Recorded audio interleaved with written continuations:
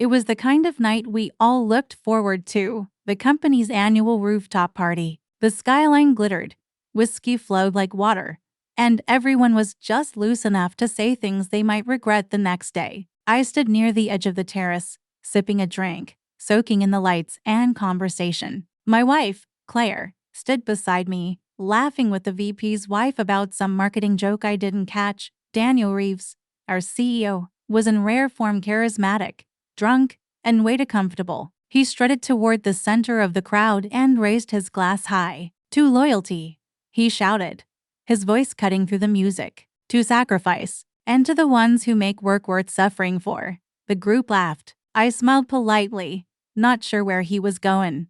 Then he turned to me. "And to you, man. You've been solid. 9 years with us. Never missed a deadline. Which is why tomorrow, your wife goes on vacation with me. Or you're fired." Laughter burst from the crowd. Not just chuckles, genuine, wine-soaked guffaws. Even the DJ paused the music. I blinked, frozen in place. For a moment, I thought maybe I misheard him. But then Claire, still smiling, touched my arm and said, "I agree." I swear the air changed. Just like that, the laughter stopped. I felt it first in my stomach, a pit, cold and bottomless. Her voice didn't tremble. No sarcastic tone. No wink to say it was all in jest. Just those two words, like a knife slid silently between my ribs. I looked at her. Really looked. She wasn't drunk. She wasn't embarrassed. She looked comfortable, like this had been rehearsed. Daniel clinked his glass against hers with a smile that didn't reach his eyes. I didn't say a word.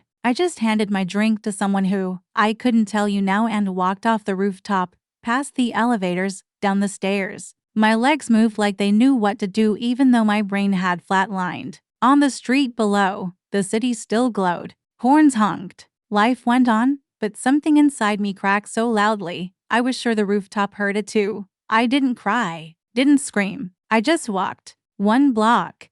Then another. My phone buzzed twice. "Claire." I didn't look. There are moments in life when everything shifts, not with a bang, but with a smirk and a sentence that doesn't feel like a joke. And when it's your wife who delivers the punchline, you never forget the sound of everyone laughing. Just before they don't. They say hindsight is a cruel gift. And standing on that sidewalk after the rooftop party, I started unwrapping mine layer by layer. Claire and I had been together for 9 years, married for 6. Ours wasn't a flashy relationship. It was built slowly over packed lunches, weekend grocery runs, birthdays remembered without fanfare. She'd been my quiet constant, and I thought I was hers. But now, I started remembering things differently, like how she started working late just a little too often. The first few times, I didn't think anything of it. She was ambitious, driven, but then it became routine. Late meetings, last-minute team dinners, and always the same explanation.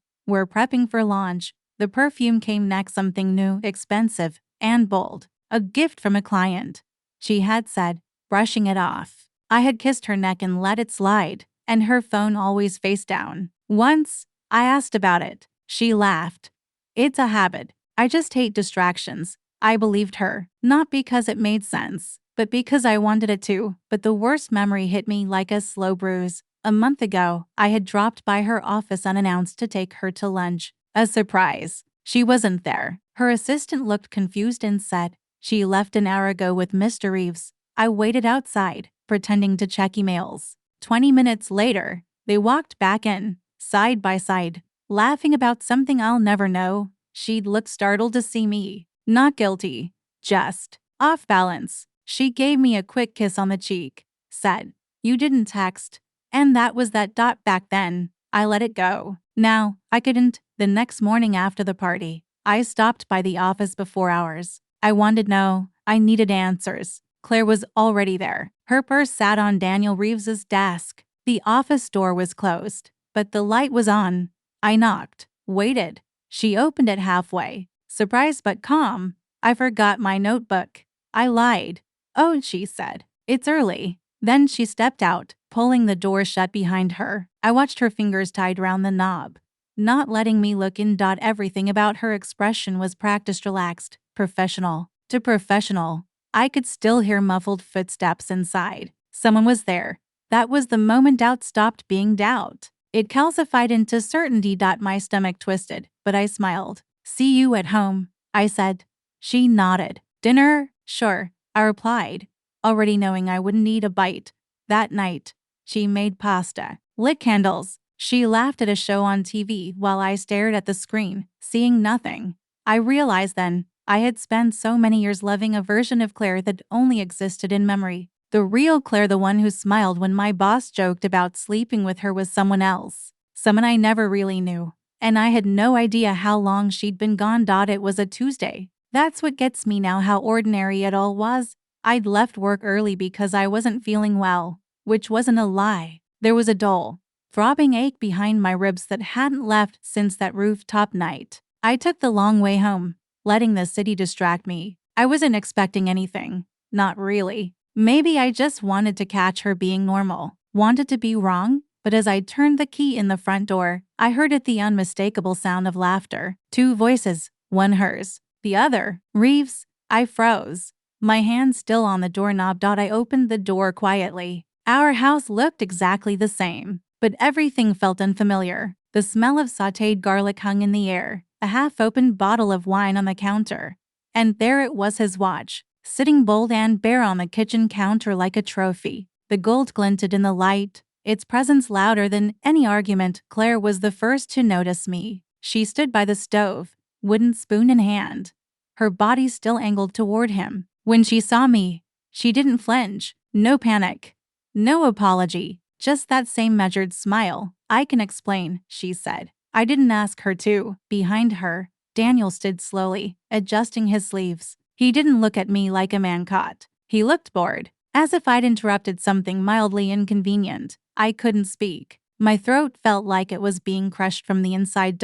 So I walked past them both, into the hallway, into our bedroom. I sat on the edge of the bed we used to share and stared at the floor. I heard them whispering in the kitchen, their voices low, like they were negotiating damage control, not guilt, not shame. Logistics. I stayed up all night. She came in a few times, said my name, tried to sit beside me. I didn't move, didn't yell, didn't ask why, because I already knew. Somewhere between that rooftop toast and the smirk on Reeves's face, I'd slipped out of my own life, and they had been living in it without me. At sunrise, Claire stood at the door, looking unsure for the first time. Say something, she whispered. I looked at her, not the woman I loved, not anymore, just a stranger with my memories in her voice. I will, I said, when it matters. And that was when the decision truly formed, not out of anger, but out of clarity. They didn't stab me in the back. They dismantled me while I watched, piece by piece, smiling.